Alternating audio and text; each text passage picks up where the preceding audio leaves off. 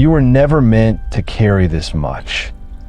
That weight in your chest, the constant overthinking, the quiet pressure to be more, fix more, achieve more.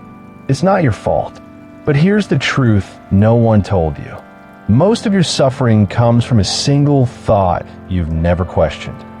Let me ask you something. What if the voice in your head saying, "I'm not enough, I have to prove myself," or "I need to control everything," wasn't really you? And what if letting go of just one invisible belief could unlock the calm you've been chasing for years? This isn't some surface level motivation. This is one of the deepest Buddhist insights. So subtle, most people never notice it. So powerful, it can break cycles of fear, ego, and emotional chaos. In this video, we'll uncover a truth the Buddha realized under the Bodhi tree. A thought that flips everything you believe about yourself. We'll explain it with a story, ancient wisdom, and real-world insight. But more importantly, you'll see how this thought, once understood, can dissolve the anxiety, pressure, and emotional noise that follows you. If your mind feels heavy, if your heart's been tired for too long, you need to hear this. Watch until the end, because this one thought, it can set you free, forever. There was once a proud scholar who had studied every scripture, debated every doctrine, and could recite the Buddhist teachings by heart. He believed he understood it all. He believed he was already awakened. One day, he heard of a humble Buddhist master who lived high in the mountains. Out of curiosity and a quiet hunger to prove himself, he made the journey to meet the old monk. When he arrived, the monk welcomed him with kindness. They sat together in silence, overlooking the valley below. The scholar began to speak. He spoke of sutras, of meditation methods, of rebirth theories, of his understanding of non-self and impermanence. He quoted teachers. He listed accomplishments. He explained what enlightenment really was according to him. The monk listened quietly. Then he smiled gently and said, "You must be tired from your journey. Let me offer you some tea." The scholar nodded, still speaking as the monk began to pour. He watched the cup fill, and then overflow. Hot tea spilled over the edges, dripping onto the table, then onto the scholar's robes. "Stop!" the scholar shouted. "It's full. Can't you see that?" The monk paused, looked at the scholar, and said only one thing.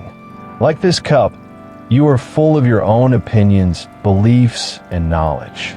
How can I offer you true insight unless you first empty your cup?" The scholar fell silent.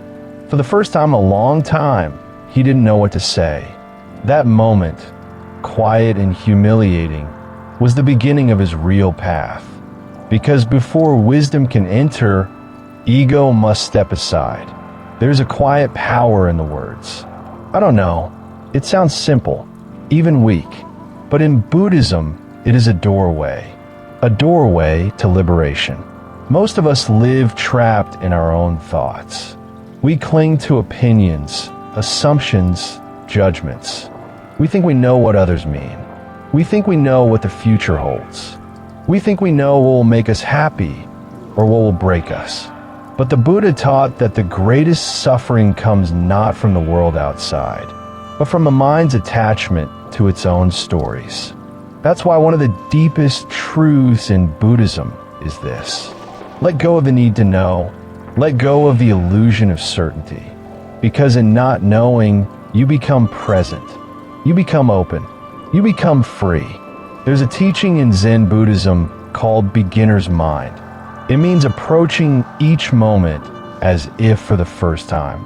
No assumptions, no pride, no conclusions. When a monk sweeps the floor, he sweeps as if he's never swept before.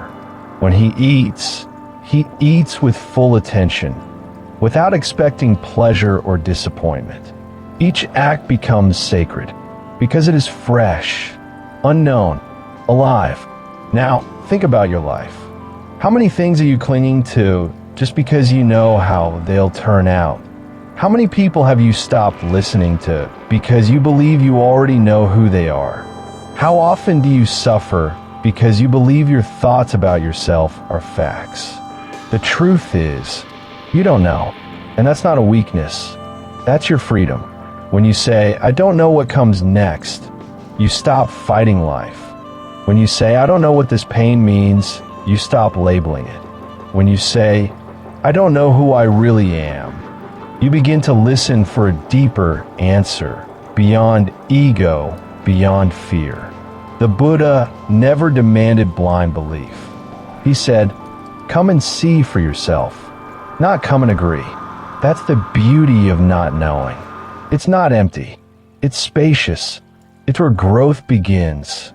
It's where wisdom arises, not from force, but from quiet curiosity. So if you're feeling stuck, anxious, overwhelmed, maybe the thought that will set you free isn't some complicated philosophy. Maybe it's simply this. I don't know, and in today's world, everyone seems so sure of everything. The news shouts opinions. Social media rewards outrage. Even casual conversations can turn into battles of who's right and who's wrong. But behind all this noise, most people are simply afraid. Afraid of uncertainty. Afraid of being wrong. Afraid of admitting they don't have the answer. That's why the thought, I don't know, is so radical. Because in a world obsessed with certainty, choosing not to know is an act of deep wisdom. Let's look at a real moment you may recognize. You're scrolling through headlines. Another crisis. Another argument. You feel that tension in your chest. That urge to pick a side, share a take, react. But what if, instead of reacting, you paused? Instead of judging, you breathed? And you gently whispered to yourself, I don't know the full story. I don't know all the causes. I don't need to add more heat to this fire. That simple pause is power. It doesn't mean you become passive. It means you become aware. In relationships, the same truth applies. How many arguments happen because we assume we think we know what our partner meant by that comment? We think we understand someone's silence, someone's mood. But the truth is we often don't. And the most compassionate thing we can say is, help me understand. I am listening. I don't know. When you admit not knowing, you open the door to real connection. This is the Buddhist way in modern life. It's not about escaping to a cave or living without opinions. It's about living honestly moment by moment and noticing when the mind is pretending to know what it doesn't. That's where peace lives. Even in times of personal crisis, grief, job loss, illness, the mind panics because it doesn't know what will happen. You don't need to have it all figured out. You don't need to pretend to be sure.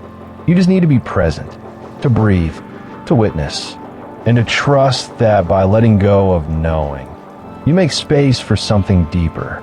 Clarity, compassion, and peace.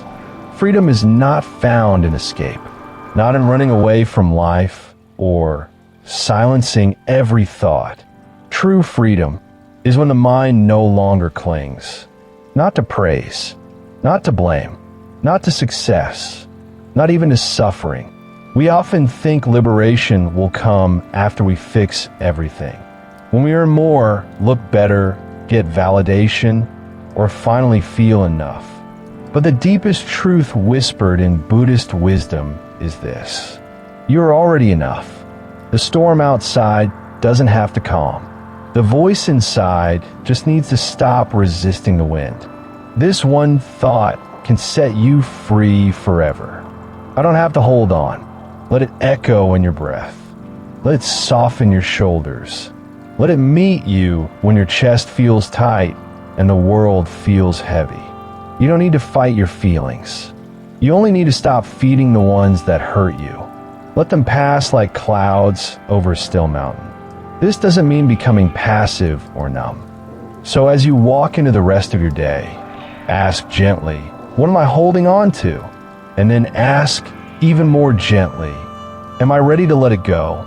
That soft whisper, that small shift, might just be your first step toward freedom. Imagine this. You're standing beside a river. The water flows endlessly, never grasping, never stopping, never needing permission to move on. This is the mind when it's free, when it no longer clings to every thought, every fear, every outcome. It flows. But most of us, we live like we're trying to trap the river in a jar, holding on to the past, obsessing over the future, trying to control everything until we're exhausted and empty. Buddhism doesn't promise a life without pain. It doesn't offer a secret formula to avoid every storm, but it does offer something far more powerful: understanding, and through understanding, release. This one thought, I don't have to hold on, it's not just a sentence. It's a door that opens to peace, to presence, to the kind of freedom that doesn't depend on what happens next. So when your chest tightens with anxiety, when anger rises like fire, when sorrow sits heavy in your bones, remember, you are not the emotion. You are the space in which the emotion arises and passes. You don't have to run. You don't have to fix. You only have to see and let be. That's not weakness. That's awakening. Let this be your takeaway today. Your mind is not your enemy. Your emotions are not failures. They're just visitors. They come, they go, and in the space between, you are still here, whole, unbroken, enough. If this truth touched even one quiet corner of your heart, then take a breath and carry it with you. Because sometimes it's not about learning something new. It's about finally remembering what your soul always knew.